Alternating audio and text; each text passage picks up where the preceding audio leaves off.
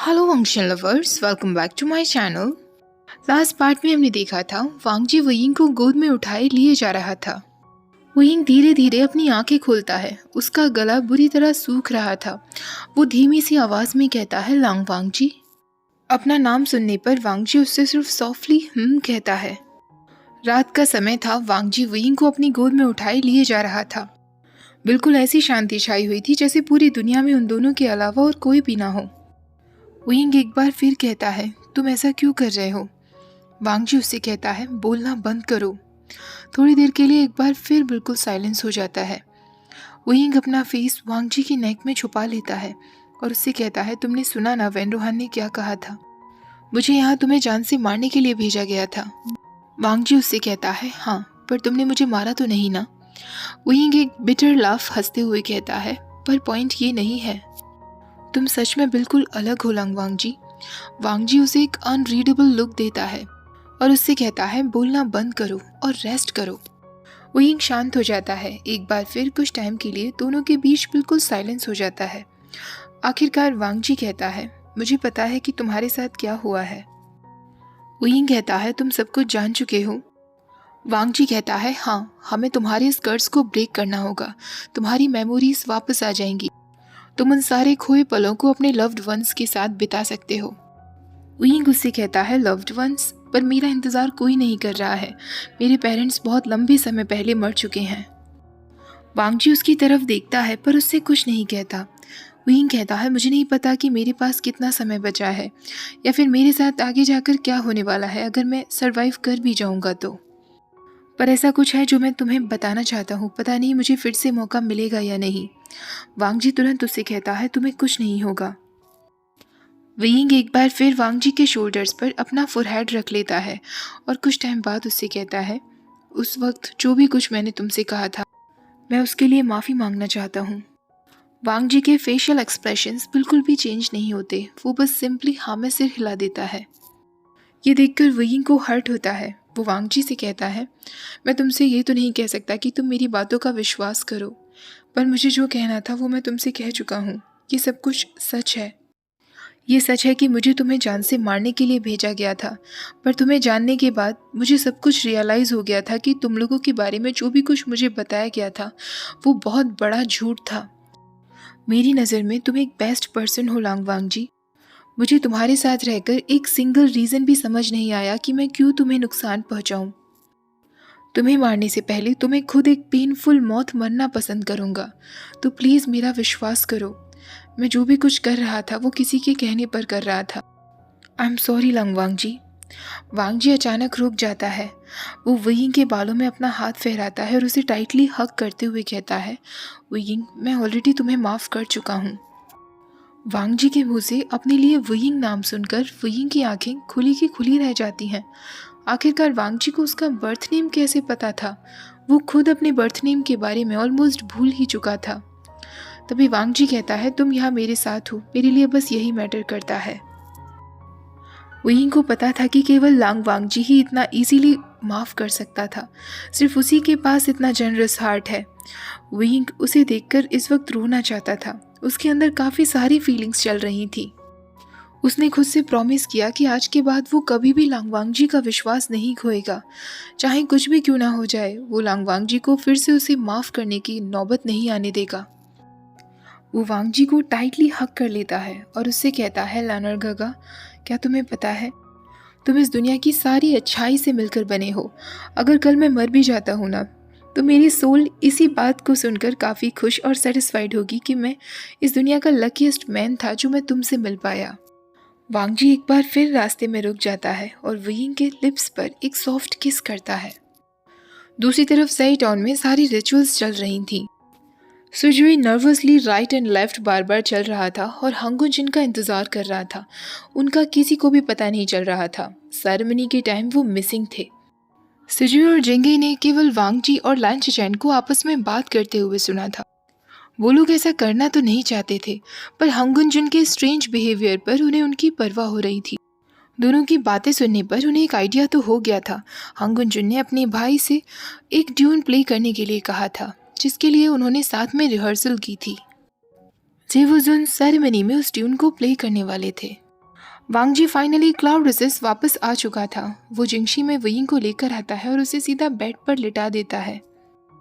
वो वयिंग के चीक्स पर स्लोली स्लोली अपना हाथ फहराने लगता है। वयिंग धीरे धीरे अपनी आंखें बंद कर लेता है। वांग जी के हाथ में उसकी गुचिन थी। वो वयिंग से कहता है, मैं कुछ ट्राई करने वाला हूँ। वयिंग कहता है, लंजा प्लीज़ मुझसे ये मत कहना कि जब मैं यहाँ नहीं था तो तुम रिसर्च कर रहे थे इस बात पर कि किस तरह मेरे कर्ज को ब्रेक किया जाए। वांग जी जिस तरह उसे देखता है, वयिंग को अपना आंसर मिल चुका था। तुरंत वयिंग का फेस पूरा रेड हो जाता है और वो वांग जी से कहता है, तुम एक दिन मेरी जान ले लोगे लर्नर गग्गा। इस कर्ज से पहले तो तुम मेरी जान ले लोगे। वांग जी उससे कहता है, तुम इतनी जल्दी नहीं मरने वाले हो। वयिंग हंसने लगता है। तभी उसे फील होता है कि उसके नेवल पर वांग जी ने अपनी फिंगर्स रख ली थी। वो उसे स्पिरिचुअल एनर्जी ट्रांसफर करते हुए कहता है, इस तरह तुम जागे रहोगे। वयिंग कहता है, पर मैं बहुत थका हुआ हूँ लर्नर गग्गा। क्या मैं थोड़ी देर आराम कर सकता हूँ? उसके बाद हम ये ट्राई कर लेंगे। वयिंग ने अपना काफ़ी पाउटी सा फेस बना लिया था और वो बहुत ज़्यादा थका हुआ भी दिख रहा था। वांग जी को उसके लिए बुरा फील होता है, पर वो वयिंग को अभी सोने नहीं दे सकता था क्योंकि ऑलरेडी उसके ट्रीटमेंट में काफ़ी लेट हो चुका था। वांग जी अपनी बैक स्ट्रेट करता है और दूसरे हाथ से गुचिन प्ले करने लगता है। वो म्यूज़िक रिस्पॉन्ड कर रहा था। वयिंग को अपनी बैली पर एक ब्लू ग्लो फील हो रहा था। जैसे जैसे वांग जी उस मेलोडी को प्ले कर रहा था, वयिंग को बहुत पसीना आने लगा था। वो अपने दोनों हाथों से बेडशीट को टाइटली पकड़े हुए था और वांग जी की तरफ बस देखे जा रहा था। वांग जी मन में सोच रहा था, क्या ये वर्क कर रहा है? जैसे जैसे वांग जी म्यूजिक प्ले कर रहा था, वयिंग बुरी तरह दर्द में चीखने लगा था और उसकी चेस्ट पर कर्ज का एक ब्लैक मार्क अपीयर होने लगा था। वयिंग अपने दांत बहुत जोर से पीसता है और चिल्लाते हुए कहता है, लान वांग जी। वांग जी मन में सोच रहा था, काश मैं अभी उसका हाथ पकड़ सकता और उसे किस करके सारा दर्द दूर करने की कोशिश करता। वांग जी उससे कहता है, मैं यही हूँ वयिंग, तुम बहुत अच्छा कर रहे हो, बस थोड़ा सा और। वयिंग को अब चक्कर आने लगता है, पर सडनली उसके दिमाग में कुछ तस्वीरें चलने लगती हैं। एक बहुत ही जानी पहचानी सी आवाज़, एक जानी पहचानी खुशबू, एक ब्लरी सा फेस दिखाई देने लगता है जो पर्पल रोजेस में था। एक लोटस सिंबल था। वयिंग कहता है, कौन है ये? वयिंग की आंखें बंद थी। वो फिर से कहता है, मुझे कुछ समझ नहीं आ रहा है लांग वांग जी, ये फेस जाना पहचाना सा है। वांग जी उससे कहता है, फोकस करो वयिंग, मैं यही हूँ तुम्हारे साथ। वयिंग कहता है, मुझे बहुत हर्ट हो रहा है, मेरा सिर दर्द से फटा जा रहा है।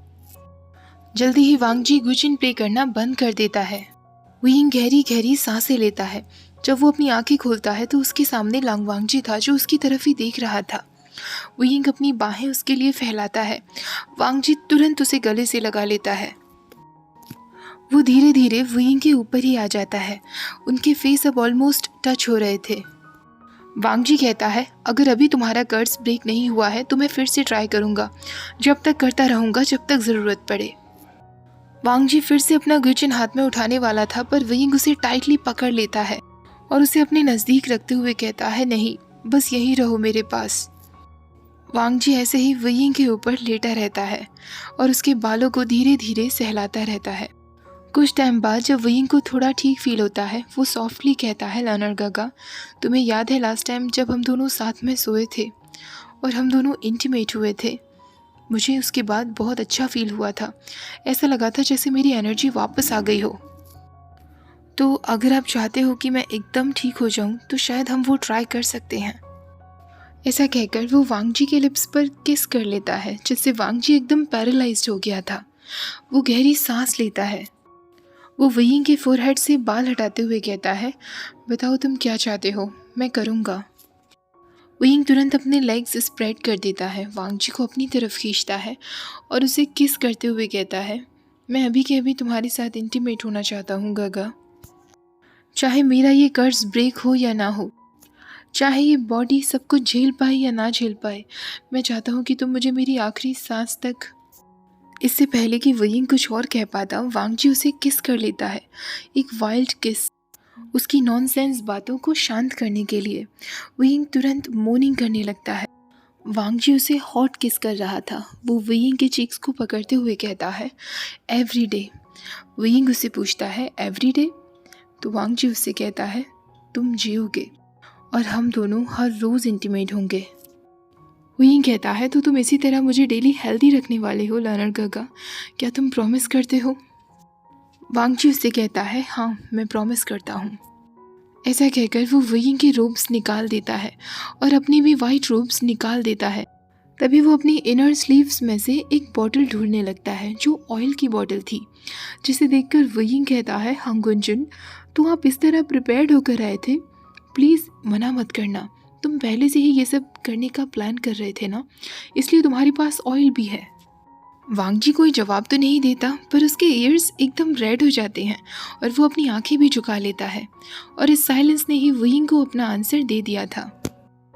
वुयिंग कहता है you are so good learner गगा।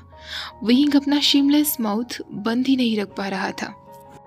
वुयिंग कहता है लर्नर गगा, ये बात तुम्हें सीक्रेटली टर्न ऑन कर रही है ना कि मुझे ज़िंदा देखने के लिए हम दोनों को इंटीमेट होना होगा, पर मैं क्या करूँ, मैं हेल्पलेस हूँ।